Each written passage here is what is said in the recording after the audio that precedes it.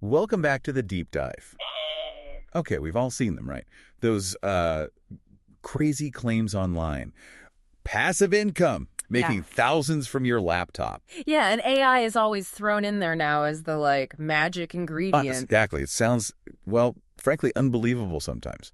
So today, we're really diving deep to see if any of this actually holds up. It really does sound like a dream setup. And, our whole mission here is to put that to the test. Are these claims genuine, or is it just, digital smoke and mirrors? So we're going to walk through a real experiment someone did, trying to build a profitable dropshipping store, basically from zero. Tiny budget, only free AI tools. Yeah. It's going to be a step-by-step look, and honestly, the results might surprise you. All right, so let's get right into the rules for this experiment. Yeah. Because they were tough. The challenge: build a working Shopify store. Right. Using only free AI tools. Keep the actual shop creation cost under $1 single. Incredible. Do it all from the laptop. Get this, finish the whole setup in under an hour. I mean, that's really pushing it, isn't it? Testing what's even possible. It absolutely is. And what's really fascinating about setting such strict rules, it's designed to shed how accessible this stuff is now. I mean, if you can get a store up and running under those conditions, it just proves the barriers to entry for online business are, lower than ever. Anyone with a laptop and internet, basically. Yeah. It's really a testament to how far these tools have come. So with goals that ambitious, where do you even start? What was the very first thing they did to actually build this AI store? Okay, so the first step was finding this free AI tool called Build Your Store. And its promise is pretty revolutionary, actually. How so? It basically says it'll build a Shopify store for you, let you sell other people's products, without holding inventory or doing tons of manual setup. It's all about streamlining that initial phase. Getting you from zero to a storefront. Exactly. Now, this brings up dropshipping. It can be a bit confusing if you're new to it. Maybe break that down quickly. Yeah, absolutely. Crucial point for anyone listening who hasn't done this before. With dropshipping, your store is just that, again, a storefront. Oh, yeah. You never physically handle the products. When someone buys from you, a third-party supplier, often overseas, ships it directly to your customer. Got it. So you're the middleman. Precisely. It lets you offer loads of products without the cost or headache of managing inventory. That's why it's so attractive for, low-budget startups. Okay, so back to build your store. The initial setup sounded super simple. Just needed a name, email, create a password, basic stuff. But then came the big decision, picking a niche. The tool gave 6 options: fashion, pets, electronics, home and garden, sports and fitness, or just, I'm not sure. And niche selection is, it's everything, really. It's foundational. Right. The real insight here, I think, is realizing it's not just about what you're interested in. You got to approach it with a business mind. Okay. Find a market where people are actively looking for stuff, solutions, not just products. So the experiment went with sport and fitness. Why that one specifically? Solid reasoning. It's a high-demand market, particularly with younger people. There's even this kind of surprising trend where Gen Z... The sort of mid-90s onwards generation. Yeah, exactly. They're apparently meeting up at running clubs instead of nightclubs now, which just highlights the demand for active lifestyle gear. Interesting. Yeah. So this niche has buyers ready to spend, always new trends popping up, and specific problems products can solve, which means you can often charge a bit more. Makes sense. So after picking the niche, next up was website banners. The thinking there seemed pretty smart, too. Choose banners that are broad, appeal to everyone. Avoid getting too specific. Right, nothing too gender exclusive, because that first impression matters, but crucially, you can always change them later. It takes the pressure off getting it perfect right away. Exactly. Flexibility is key early on. So, AI tool chosen, niche selected, but how did they handle actually connecting this to Shopify, especially trying to stick to that under $1 goal? Good question. Because, the AI needs that Shopify backend to build on. The process itself was straightforward. Go to Shopify, enter email, start the free trial, set a password. Standard stuff. But here's the key part for speed. When Shopify asked all those setup questions, like, do you need help? They chose, I don't want help setting up. Letting the AI do the heavy lifting. Exactly. Just relying on the AI to handle the store building, keep things moving fast. But what happens after the free trial? Shopify isn't free forever, is it? No, definitely not. So the experiment plan for the Shopify basic plan, it's designed for, solo entrepreneurs, apparently their most popular one. And the cost. It's $1 a month, but only for the first 3 months after the trial ends. Okay, so that dollar doesn't count towards the initial setup budget. Correct, because you pay it later. It fits perfectly with that low-cost start. Delaying the bigger expenses until the store is actually up and the trial is done keeps that initial risk super low. Right. So once that was decided, the last piece of the setup puzzle was actually installing the Build Your Store app inside the Shopify account. That's like pushing the go button for the AI. Yeah, that lets the AI start building the actual website in the background, getting it ready for products. Exactly, setting the stage. Okay, so the store's framework is there. The next massive question is, what do you actually sell? Because it's not just about throwing any product up there, right? It's about finding those winning products. Absolutely critical. And this is where it gets really interesting, because the right products make or break it. They bring in customers, drive sales, make your store stand out. And to handle this part, the experiment brought in another tool, AutoDS. AutoDS, what does that do? It's pretty powerful. It basically finds products for you that are already proven sellers. They have a track record. Oh, okay. Takes out some guesswork. A lot of guesswork. But it does more than just find them. It handles pricing, uploads the professional photos, and crucially for dropshipping, it arranges the shipping directly to your customer when a sale happens. Wow. So it automates a huge chunk of the process. It really does. Removes a lot of the logistical burden. So getting started with AutoDS, the instructions stressed using the exact same email as for Shopify and Build Your Store. Yeah, that's vital. Ensures everything syncs up properly so the automation works smoothly. You need those platforms talking to each other. Right. And the AutoDS plan. They chose the Starter 500 plan, and here's the punchline.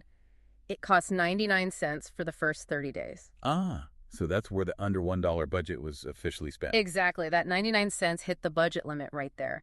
They use PayPal, quick and easy for that kind of small payment. Okay, so all the tools are in place, connected, budget spent, time to actually launch the store, right? Make it live. Yep. The very last step inside Shopify was just unchecking a little box. It was restricting access, password protecting the site while it was being built. Yeah, simple enough. Uncheck that and boom. The store was officially live with products ready to browse. What was the first impression of the live store? Did it look, okay? Actually, yeah, pretty good. The 2 banners they'd chosen were right there at the top. And the AI had smartly set up buttons that took customers straight to the new arrivals page, made it easy to navigate right away. Nice. Now let's talk about some of those winning products AutoDS found for the sports and fitness niche. What kind of stuff popped up? Okay, so first there was a breathing trainer. It's this device that kind of restricts oxygen intake. Oh, like simulating high-altitude training. Exactly, to improve lung capacity, performance. Apparently the experimenter even mentioned their son used one, so relatable. Okay, what else? Then golf club clips, which sound maybe a bit niche, but they're super practical. They stop your clubs banging together in the bag. Ah, preventing damage, especially those expensive carbon shafts, right? Precisely. Again, something the experimenter had personal experience with, knowing they're useful. Then you had the classic resistance band. Always a good seller. Yep, consistent. And finally, a warm jogging hat, which made sense given the time of year, seasonal relevance. So a decent mix. It shows AutoDS could find relevant, in-demand items. Definitely. And if you wanted to add more products, the process in AutoDS seemed pretty straightforward. You just go to their marketplace, filter by trending products, then narrow it down by your niche, like sports and fitness. Then you just hit import draft. That lets you tweak the description or photos before you publish it to your store. It's all designed to be efficient. Let's zoom in on a product page, say the golf club clips. How did that look? It looked pretty solid. AutoDS pulled in a good selection of professional photos showing different angles and uses. That's really important when people can't physically touch the product, right? Totally. And what about pricing? How did that work in dropshipping typically? Yeah, the general rule of thumb is to aim for selling at 2 to 2.5 times your cost. So, for example, those golf clips cost $6.84 to source through AutoDS. The selling price would be set around, say, $13.68 minimum. Right, so that leaves about $6.84 profit per sale. Before marketing, obviously. Exactly, which might not sound huge per item, but you can see how that scales up if you sell dozens or hundreds. And you can manually adjust prices, too, if you think an item can sell for more. It wasn't just the big stuff either, right? There were some small details that apparently made a difference. Oh, yeah, absolutely. Little things that build trust, like there was a subtle animation on the PayPal button. Sounds minor, but it adds a layer of perceived security, you know? Mm-hmm. And the product descriptions, the AI wrote them, complete with emojis, saved a ton of time writing copy. Wow. Plus, at the bottom of the product pages, it automatically showed related products. A really simple upsell tactic. Nice. And the overall look wasn't super fancy? No, and that's interesting. The point was made that sometimes these basic, clean website designs actually convert better than really complex ones. Less overwhelming for the customer. Makes sense. Keep it simple. And even the website footer often an afterthought, right? The AI had set up the essential pages like shipping policy, terms and conditions. That professional touch. Exactly. Looks legit. The only final thing needed there was manually adding the store name, address, contact info to complete it. Okay, so the store's looking pretty functional. Products are there. Seems professional. But there was one glaring issue at first, wasn't there? The domain name. Oh, yeah. Big one. Initially, it was just that default Shopify jumble, like random store name -123.myshopify.com. Not exactly confidence-inspiring for a customer. Not at all. Your domain name is often the very first thing people see. It's crucial for that professional first impression. So how did they fix that within the tight budget? Strategic choice. They went for a .store domain extension. .store. Yeah. It's specifically designed for e-commerce. And get this, there are studies suggesting .store domains can get significantly more traffic. Yeah, like up to 87% more, and rank higher on Google too, because it immediately tells Google and the customer, hey, this is a shop, builds instant recognition and trust. And the cost. Conveniently, the Build Your Store AI tool they used offered a free .store domain as part of its package. Perfect. So what domain did they choose? Tilbury Fitness. Simple, memorable, says exactly what it is. Connecting it through the AI tool was apparently straightforward. Nice. And yeah, these final touches, getting the domain right, filling in those footer details, linking social media if you have it, they might seem small, but they're vital. They make the store look polished, trustworthy, ready for business. Okay, the store is built, looks professional, products are loaded. Now for the really exciting bit, actually promoting it and trying to get sales. This is where the rubber meets the road. Exactly. The strategy chosen here was working with micro-influencers.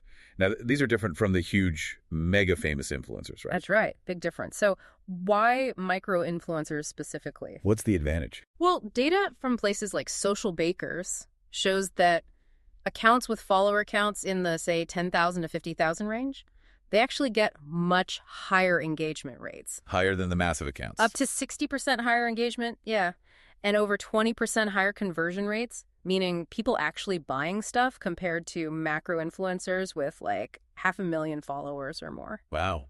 Why is that? It seems our audience often feels a stronger, more personal connection. They trust the recommendations more. So for driving actual e-commerce sales, micro-influencers can be super effective, often with a better return on your ad spend. Okay, so who did they work with in this experiment? They collaborated with a duo called the Grace Brothers. They had around 145,000 followers on Instagram, so maybe slightly above micro, but still in that engaged niche category. And the plan with them? It was very targeted. Use short, snappy, attention-grabbing videos as Instagram stories, and importantly, link directly to just one product. Testing the waters. Exactly. See how the audience reacts to that specific product, the breathing trainer, in this case, before potentially promoting the whole range. Test, then scale. Smart. But before promoting, they did a quality check on the products themselves. Oh, absolutely crucial step. They ordered the breathing trainer, the hat, the clips, the band to check the quality firsthand. Why is that so important? Because you need to know what you're selling is actually decent. Minimizes refunds, protects your reputation. Selling junk is a quick way to kill your store. Ensuring quality upfront is paramount. Right. So what was the influencer video like?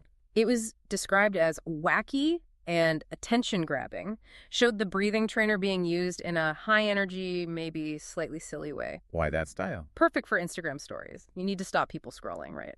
That slightly unconventional approach grabs attention, prevents the skip, and pulls viewers in. Plus, it likely matched the influencer's existing style and audience. Makes sense. Okay, the moment of truth. Did it work? Did they get sales? They did. And quickly. Sales started coming in within just 24 hours of the story going live. Wow. How many? Specifically, 12 of the breathing trainers were sold. Now, 2 of those were test orders they did themselves. Okay, standard practice. Right. But that still left 10 genuine sales from really customers, which is a fantastic initial result from one short promotion, a clear validation. 10 sales in 24 hours. Okay, let's break down the money.